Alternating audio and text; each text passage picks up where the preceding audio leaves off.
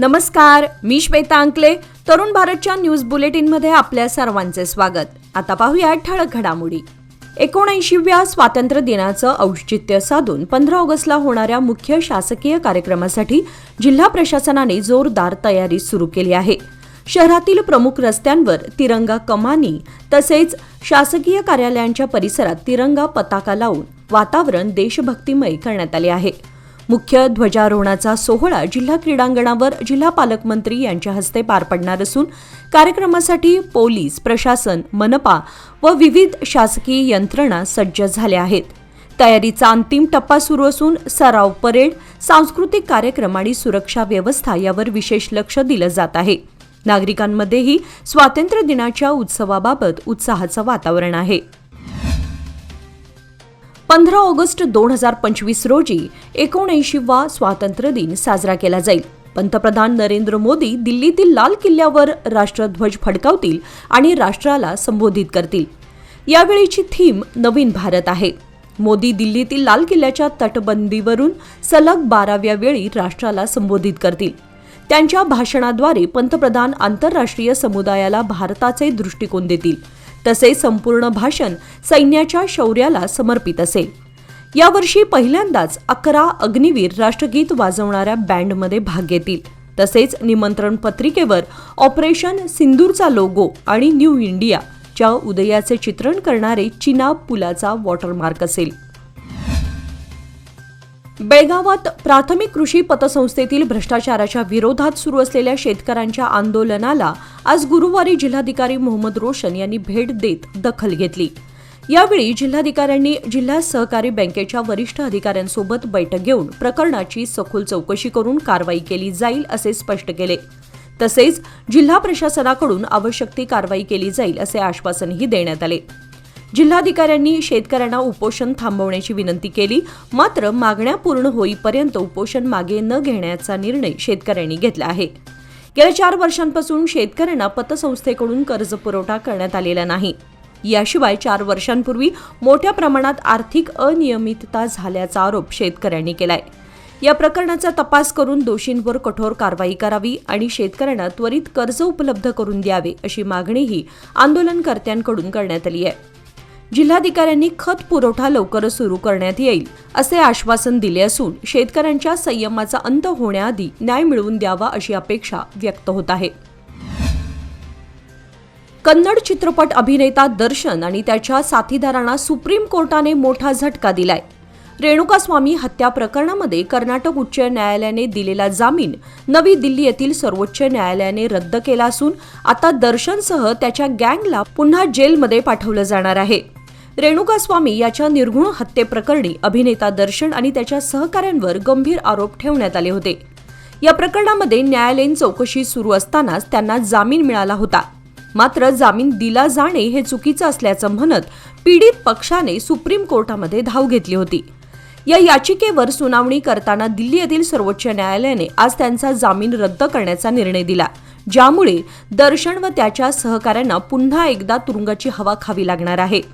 या निर्णयामुळे चर्चेत असलेले हे प्रकरण नव्या वळणावर पोहोचलं असून पुढील कायदेशीर प्रक्रियेवर साऱ्यांचं लक्ष लागून राहिलंय. कर्नाटक लॉ सोसायटीच्या Gogte college of commerce Belgaum येथील BBA आणि BCA विभागांचा रौप्य महोत्सव अत्यंत अभिमानपूर्वक आणि उत्साहात साजरा करण्यात येणार आहे. हा गौरवशाली सोहळा शनिवार दिनांक 16 ऑगस्ट 2025 रोजी सकाळी ठीक 11 वाजता KK वेणुगोपाल सभागृह, platinum jubilee building, KLS campus, Tilakwadi येथे संपन्न होईल. या विशेष प्रसंगी विविध मान्यवर उपस्थित राहून सोहळ्याला प्रतिष्ठेची आणि प्रेरणेची छटा देणार आहेत. त्यामध्ये राणी चन्नम्मा विद्यापीठाचे कुलगुरू प्राध्यापक CM त्यागराज, अतिरिक्त आयुक्त डॉक्टर सागर देशपांडे, कर्नाटक लॉ सोसायटीचे अध्यक्ष अनंत मंडगी, कर्नाटक लॉ सोसायटीचे चेअरमन PS सावकार तसेच गोगटे कॉलेजचे गव्हर्निंग कौन्सिलचे चेअरमन AK तगारे यांचा समावेश आहे. गेल्या 25 वर्षातील शैक्षणिक क्षेत्रातील प्रगती, नाविन्यपूर्ण उपक्रम आणि विद्यार्थ्यांच्या सर्वांगीण सशक्तीकरणाच्या प्रवासाचा उत्सव म्हणून हा सोहळा आयोजित करण्यात आला आहे. या कार्यक्रमात माजी विद्यार्थी, प्राध्यापक वृंद आणि सध्याचे विद्यार्थी एकत्र येऊन आठवणींना उजाळा देणार असून भविष्यातील वाटचालीस नवचैतन्य देणारा ठरेल. कर्नाटक लॉ सोसायटीच्या वतीने सर्वांनी या समारंभाला आवर्जून उपस्थित राहावे असे आवाहन करण्यात आले आहे. तसेच या कार्यक्रमाचे थेट प्रक्षेपण तरुण भारत न्यूज या यूट्यूब चॅनेलवरून करण्यात येणार असून संस्थेचे आजी माजी विद्यार्थी व पालक हे हा कार्यक्रम घरबसल्या आपल्या मोबाईलवर पाहू शकतील याची विशेष नोंद घ्यावी. बेळगाव शहरातल्या गोगटे कॉलेज ऑफ कॉमर्सच्या BBA व BCA विभागाच्या रौप्य महोत्सवात रौप्य महोत्सवी सेमिनार हॉल आणि प्लेसमेंट सेल यांचे उद्घाटन मान्यवरांच्या हस्ते करण्यात येणार आहे. हे उपक्रम संस्थेच्या शैक्षणिक गुणवत्ता आणि विद्यार्थ्यांच्या करिअर उभारणीसाठीच्या प्रयत्नांचे प्रतीक आहेत. या कार्यक्रमात माजी विद्यार्थी, शिक्षक वर्ग आणि सध्याचे विद्यार्थी सहभागी होणार असून संस्थेच्या 25 वर्षांच्या यशस्वी प्रवासावर आधारित एक विशेष स्मरणिका यावेळी प्रकाशित केली जाणार आहे. कर्नाटक लॉ सोसायटीने सर्वांनी या गौरवशाली सोहळ्याला उपस्थित राहण्याचे आवाहन केले आहे. किमान 10,000 रुपये मानधनासह अन्य विविध मागण्यांसाठी आशा कार्यकर्त्यांचे जिल्हाधिकारी कार्यालयाच्या आवारात सुरू असलेले आंदोलन गुरुवारी तिसऱ्या दिवशीही तीव्रतेने सुरू राहिले. शेकडो आशा कार्यकर्त्यांनी या अहोरात्र आंदोलनात सहभाग घेतला असून त्यांनी शासनाच्या विरोधात जोरदार घोषणाबाजी करत आपल्या मागण्यांवर ठाम भूमिका मांडली. जानेवारी 2025 मध्ये बेंगळूरच्या फ्रीडम पार्क येथे आंदोलन करण्यात आले होते. त्यावेळी मुख्यमंत्री सिद्धरामय्या यांनी आशा कार्यकर्त्यांच्या मागण्या मान्य करण्याचे आश्वासन दिले होते.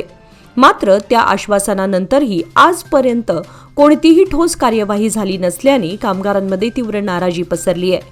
या पार्श्वभूमीवर आंदोलन पुन्हा तीव्र करण्यात आले असून आशा कार्यकर्त्यांनी स्पष्टपणे सांगितले आहे की जोपर्यंत शासन ठोस निर्णय घेत नाही तोपर्यंत आंदोलन मागे घेतले जाणार नाही.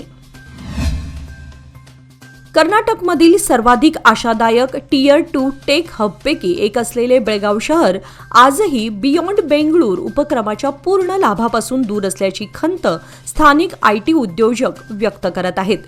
बेळगावचा टेक्नॉलॉजी इकोसिस्टीम दरवर्षी 600 कोटींहून अधिक उत्पन्न कमावतो, 20हून अधिक देशांमध्ये निर्यात करतो आणि वर्षागणिक 55% दराने वाढत आहे. शहरातील अनेक कंपन्या शेकडो अभियंत्यांना उच्च मूल्याच्या नोकऱ्या देतात. बेंगळूरच्या वाहतूक व महागड्या मालमत्ता समस्यांमुळे उद्योजकांना बेळगाव हा एक परवडणारा आणि टॅलेंट समृद्ध पर्याय वाटतो आहे. मात्र बियॉन्ड बेंगळूरचा पुरेसा लाभ अजूनही बेळगावला मिळालेला नाही असं स्थानिक स्टार्टअप्स आणि IT कंपन्यांचं म्हणणं आहे. औद्योगिक क्षेत्रात यशस्वी वाटचाल केलेल्या बेळगावला आघाडीचा फाउंड्री आणि हायड्रॉलिक्स हब म्हणून मान्यता आहे. शहरातील उत्पादन व्यवसाय ऑटोमोटिव्ह, एरोस्पेस आणि हेवी इंजिनिअरिंगसाठी उच्च दर्जाचे कास्टिंग्ज व मशीनिंग कॉम्पोनंट पुरवतो. मात्र उत्पादन क्षेत्रात यश असूनही तंत्रज्ञान क्षेत्राला अपेक्षित वेग मिळू शकलेला नाही.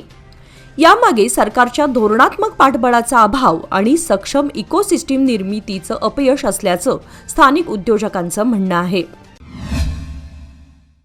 लाखो भाविकांचं श्रद्धास्थान असलेल्या धर्मस्थळ येथील श्री मंजुनाथ स्वामी देवालयाला समृद्ध ऐतिहासिक वारसा लाभलेला आहे. या पवित्र मंदिराचे सध्या 21वे धर्माधिकारी म्हणून डॉक्टर D. वीरेंद्र हेगडे सेवा बजावत आहेत. मात्र अशा प्रतिष्ठित व्यक्तीविरोधात काही मंडळींकडून अपप्रचार करण्यात येत असून त्यांच्या बदनामीचा प्रयत्न सुरू आहे. या प्रकारामुळे श्रद्धाळू भाविकांच्या भावना दुखावल्या गेल्याने संबंधित व्यक्तींविरोधात कठोर कारवाई करण्यात यावी अशी मागणी करत भक्तांनी चन्नमा चौकात आंदोलन छेडले. त्यानंतर मोर्चा काढत जिल्हाधिकाऱ्यांना निवेदन सादर करण्यात आले. श्री मंजुनाथ स्वामी मंदिर हे लाखो भक्तांचे श्रद्धास्थान असून येथे अनेक वर्षांपासून भाविकांसाठी अन्नछत्राची सुविधा अविरत सुरू आहे. मंदिराचा सामाजिक, आध्यात्मिक आणि सांस्कृतिक वारसा जतन करत डॉक्टर हेगडे निष्ठेने कार्यरत आहेत. धर्मस्थळाच्या प्रतिमेला कलंक लावण्याचा प्रयत्न करणाऱ्या व्यक्तींविरोधात कठोर कायदेशीर कारवाई करण्यात यावी अशी ठाम मागणी भक्तांनी केली आहे. बेळगाव शहरात यंदाच्या गणेश विसर्जन मिरवणुकीमध्ये संभाव्य विलंब टाळण्यासाठी पोलीस आयुक्त भूषण बोरसे यांनी मंगळवारी मिरवणूक मार्गाची पाहणी केली. गेल्या काही वर्षात विसर्जन मिरवणूक 36 तासांपेक्षा अधिक काळ चालत राहिल्याने वेळेचे योग्य नियोजन आवश्यक असल्याचे त्यांनी सांगितले. श्री कपिलेश्वर तलाव परिसरापासून मिरवणूक मार्गाच्या पाहणीची सुरुवात करण्यात आली. त्यानंतर संभाजी उद्यान, कपिलेश्वर कॉलनी आणि पुन्हा कपिलेश्वर तलाव परिसर मार्गाची पाहणी करण्यात आली. त्यानंतर त्यांनी वडगाव कृत्रिम तलाव परिसरालाही भेट दिली. पोलीस प्रशासनाकडून मिरवणूक मार्गावर वाहतूक नियंत्रण, गर्दी व्यवस्थापन आणि वेळेवर श्री गणेश मूर्ती विसर्जन सुनिश्चित करण्यासाठी योग्य त्या उपाययोजना करण्याचे निर्देश त्यांनी संबंधित खात्याला दिले. गणेशोत्सव शांततेत व सुरळीत पार पाडण्यासाठी सर्व विभागांनी समन्वयाने काम करावे असे आवाहनही त्यांनी यावेळी केले. आपल्या योग उपचार पद्धती आणि संशोधित यंत्राची नक्कल करून दुसरे योग केंद्र सुरू केल्याचा आरोप भाग्यनगर येथील उषा अभय केस्ती यांनी केलाय. त्यांनी या प्रकरणी 5 जणांविरोधात टिळकवाडी पोलीस ठाण्यात तक्रार दाखल केली आहे. उषा केस्ती या भाग्यनगरातील 7व्या क्रॉस येथील रहिवासी असून त्या गेल्या 20 वर्षांपासून योग सहाय्यक म्हणून योग चिकित्सा क्षेत्रात कार्यरत आहेत. 2019 साली काही व्यक्तींनी त्यांच्या योग केंद्रात उपचार घेतले होते. उपचार घेताना संबंधितांनी यंत्राची छायाचित्रे काढून त्याची माहिती गोळा केल्याचा आरोप उषा केस्ती यांनी केलाय. त्यांच्या म्हणण्यानुसार गोळा केलेल्या माहितीच्या आधारे या व्यक्तींनी समान प्रकारचे यंत्र तयार करून 18 जुलै 2025 रोजी भाग्यनगरातील दुसऱ्या क्रॉस येथे योग हेल्थ फिटनेस नावाचे केंद्र सुरू केले आहे. या यंत्राचे संशोधन स्वतः केल्याचा दावा करत उषा केस्ती यांनी या प्रकाराला बौद्धिक मालमत्तेचा भंग ठरवत संबंधितांविरोधात कायदेशीर कारवाईची मागणी केली आहे. टिळकवाडी पोलिसांनी या प्रकरणी तक्रार नोंदवून पुढील चौकशी सुरू केली आहे. झाडशहापूर येथील हनुमान मंदिरासाठी नवीन जागा उपलब्ध करून देण्यात आली असली तरी ती जागा अद्याप हनुमान युवक मंडळ ट्रस्टच्या नावावर न झाल्याने ग्रामस्थांत नाराजी आहे. त्यामुळे सदर जागा तातडीने ट्रस्टच्या नावावर करण्याची मागणी ग्रामस्थांनी जिल्हाधिकाऱ्यांकडे केली आहे. बेळगाव खानापूर रस्त्याचे रुंदीकरण करताना झाडशहापूर येथील जुने हनुमान मंदिर रस्त्याच्या मधोमध येत असल्यानं ते हटवावं लागलं होतं. त्यावेळी ग्रामस्थांनी मंदिर हटवण्यास तीव्र विरोध करत नवीन जागा दिल्याशिवाय मंदिर हलवणार नाही असा ठाम पवित्रा घेतला होता. प्रशासनाने त्यानंतर निजलिंगप्पा इन्स्टिट्यूट परिसरात नवीन जागा उपलब्ध करून दिली व तिथे मंदिराचं बांधकाम करण्यात आलं.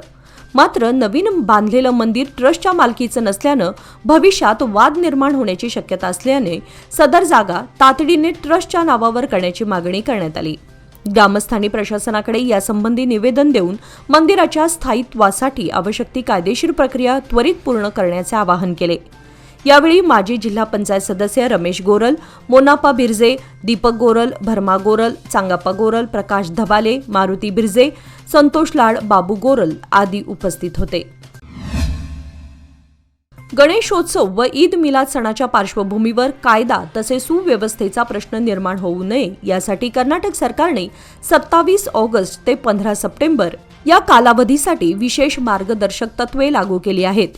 यापैकी महत्त्वाचं म्हणजे डीजे साऊंड सिस्टीमवर संपूर्ण बंदी घालण्यात आली आहे. राज्य सरकारने सर्व जिल्हाधिकाऱ्यांना या संदर्भात परिपत्रके पाठवली असून सार्वजनिक ठिकाणी गणेश मूर्ती स्थापना करण्यासाठी स्थानिक पोलीस ठाण्याची परवानगी घेणं बंधनकारक असेल. मंडप किंवा तात्पुरत्या बांधकामासाठी स्वतंत्र परवानगी घ्यावी लागणार आहे. वीज पुरवठा व अग्निसुरक्षेच्या दृष्टीने हेस्कॉम आणि अग्निशमन विभागाकडून अनिवार्य ना हरकत पत्र घेणं गरजेचं आहे. लाऊडस्पीकर केवळ सकाळी 6 ते रात्री 10 या वेळेतच वापरता येणार असून त्याही पलीकडे डीजे सिस्टीमचा कोणताही उपयोग पूर्णपणे निषिद्ध आहे. याशिवाय धार्मिक स्थळांपुढे व संवेदनशील भागांमध्ये फटाके फोडण्यास तसेच स्फोटक पदार्थांच्या वापरावर बंदी घालण्यात आली आहे. नियमांचं उल्लंघन करणाऱ्यांविरोधात सरकारने कठोर कारवाई करण्याचा इशारा दिलाय. स्वातंत्र्य संग्रामातील थोर योद्धा क्रांतीवीर संगोळी रायण्णा यांच्या स्मृतीस अभिवादन करण्यासाठी स्थानिक तरुणांनी एक अनोखा व प्रेरणादायी उपक्रम राबवला. संगोळी रायण्णा यांच्या समाधी स्थळापासून हिडकलपर्यंत पायी चालत ज्योत नेण्यात आली. या दरम्यान तरुणांनी राणी चन्नम्मा की जय, संगोळी रायण्णा अमर रहे अशा घोषणा देत खानापूर बेळगाव मार्गे हिडकल गाठले. गुरुवारी ही ज्योत हिडकलमध्ये पोहोचली. या उपक्रमामागचा उद्देश क्रांतीवीर संगोळी रायण्णा यांच्या देशासाठी दिलेल्या अमूल्य योगदानाची आठवण करून देणे आणि तरुण पिढीमध्ये देशभक्तीची प्रेरणा जागवणे हा होता. स्थानिक ग्रामस्थ, देशभक्त संघटना आणि विविध सामाजिक संस्थांनी या उपक्रमाचं विशेष कौतुक केलं आहे. देशभक्तीचे ज्वलंत उदाहरण म्हणून या ज्योत यात्रेची नोंद घेतली जात असून हा उपक्रम तरुणाईसाठी निश्चितच प्रेरणादायी ठरत आहे. डीम्ड फॉरेस्ट सर्वेक्षण कार्याच्या प्रगतीचा आढावा घेण्यासाठी बेळगाव सुवर्ण विधानसौधच्या सभागृहात जिल्हाधिकारी यांच्या अध्यक्षतेखाली बैठक आयोजित करण्यात आली होती. या बैठकीत वन संरक्षक, क्षेत्रीय वनाधिकारी, तालुका पंचायत कार्यकारी अधिकारी आणि तहसीलदार उपस्थित होते. डीम्ड फॉरेस्ट सर्वेक्षणाच्या अंमलबजावणीसाठी आवश्यक त्या सूचना देण्यात आल्या. बैठकीदरम्यान निश्चित वेळेत अहवाल सादर करण्याच्या सूचना अधिकाऱ्यांना देण्यात आल्या असून कामामध्ये कोणतीही दिरंगाई होणार नाही याची काळजी घेण्यावर भर देण्यात आला. सर्व संबंधित विभागांनी परस्पर समन्वय साधून सर्वेक्षण लवकर पूर्ण करण्याचे आदेश जिल्हाधिकाऱ्यांनी यावेळी दिले. बेळगाव जिल्हा पंचायतचे मुख्य कार्यकारी अधिकारी राहुल शिंदे यांनी आज सौंदत्ती तालुक्यातील करीकट्टी ग्रामपंचायतीच्या हद्दीतील विविध शासकीय संस्थांना अचानक भेट देत कामकाजाची पाहणी करून तरुणांना गावच्या विकासात सहभागी करून घेण्याचे आवाहन केले. यावेळी त्यांनी गावातील अंगणवाडी केंद्र क्रमांक 4, सरकारी प्रौढशाळा आणि शिशुगृहाला भेट देऊन माहिती घेतली. शिवाय विकासासाठी भर देण्यासाठी संबंधित अधिकाऱ्यांना आवश्यक सूचना दिल्या. अंगणवाडी केंद्राला आवश्यक असलेल्या मूलभूत सुविधा तत्काळ उपलब्ध करून द्याव्यात असे निर्देश ग्रामपंचायत विकास अधिकाऱ्यांना दिले. त्यानंतर त्यांनी सरकारी प्रौढशाळेतील मनरेगा योजनेअंतर्गत सुरू असलेल्या शौचालय इमारत आणि खेळाच्या मैदानाच्या विकास कामांची पाहणी केली. श्रावण महिन्यातील अंगारकी संकष्टी चतुर्थीनिमित्त बेळगुंदी ग्रामदैवत श्री गणेश मंदिरात अभिषेक, पूजन व महाआरतीचे आयोजन करण्यात आले. हा कार्यक्रम भाजपा बेळगाव जिल्हा उपाध्यक्ष विनय विलास कदम यांच्या हस्ते पार पडला. गजानन युवक मंडळाच्या मागणीनुसार माजी खासदार मंगला सुरेश अंगडी यांच्या निधीतून 10 लाखांचे पेवर्स तसेच मंदिरासभोवती सिमेंट कॉन्क्रीट कंपाऊंड वॉल उभारण्यात आली आहे. तसेच खासदार जगदीश शेट्टर यांच्या निधीतून अतिरिक्त 5 लाख रुपयांची मंजुरी मिळाल्याची माहिती यावेळी देण्यात आली. या निधीतून मंदिरासाठी समुदाय भवन उभारण्यात येणार आहे.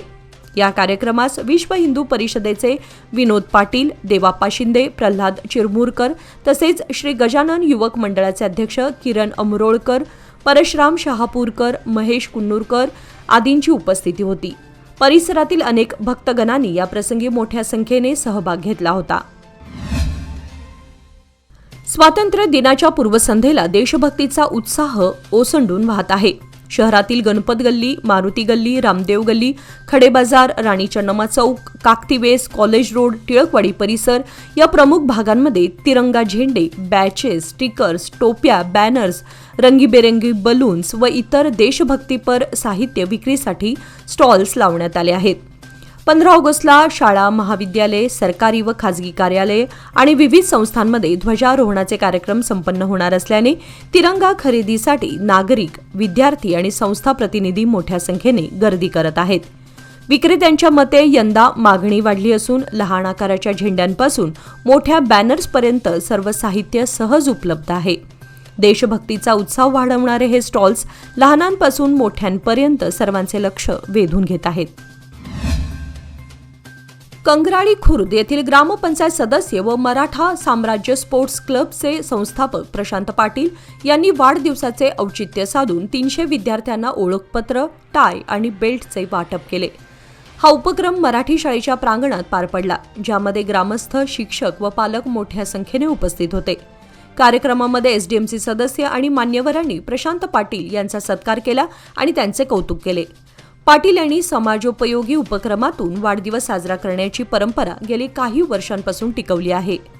याआधीही त्यांनी बस थांबा सुशोभीकरण, शाळा दुरुस्ती आणि गरजूंची मदत केली आहे.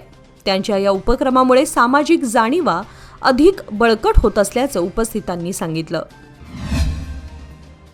बेळगावातील शृंगेरी कॉलनी, बाडीवाले कॉलनी तसेच टीचर्स कॉलनीच्या संयुक्त सार्वजनिक गणेश उत्सव मंडळाच्या गणेशोत्सवाची मुहूर्तमेढ आज गुरुवारी पार पडली. मंडप उभारणीपूर्वी पूजाविधी पार पाडून गणेशोत्सवाच्या तयारीला औपचारिक सुरुवात करण्यात आली. यावेळी मंडळाचे स्वागताध्यक्ष ॲडव्होकेट शिवकुमार उडकेरी आणि अध्यक्ष तुकाराम शिंदे यांच्या हस्ते पूजा करण्यात आली. परमपूज्य गिरीश जोशी गुरुजींच्या मार्गदर्शनाखाली धार्मिक विधी संपन्न झाल्या.